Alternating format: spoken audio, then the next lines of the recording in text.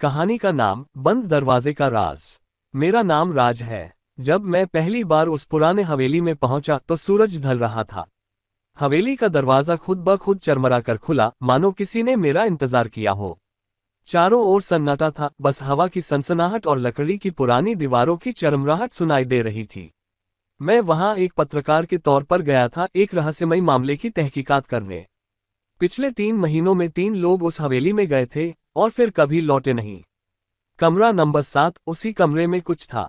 गांव वाले कहते थे, साहब, रात के 12 बजे वो दरवाजा खुद खुलता है और जो अंदर जाता है लौट कर नहीं आता। पर मुझे डर नहीं लगता, या शायद लगता है पर मानता नहीं। रात के ठीक 12 बजे मैं कमरे नंबर 7 के सामने खड़ा था। दरवाजा आधा खुला था, अंदर अंधेरा था, पर किसी की सांस लेने की धीमी आवाज साफ सुनाई दे रही थी। कौन है? मैंने पूछा। जवाब नहीं मिला, सिर्फ एक फुसफुसाहट, जैसे कोई मेरा नाम ले रहा हो, लेकिन बहुत धीरे। राज।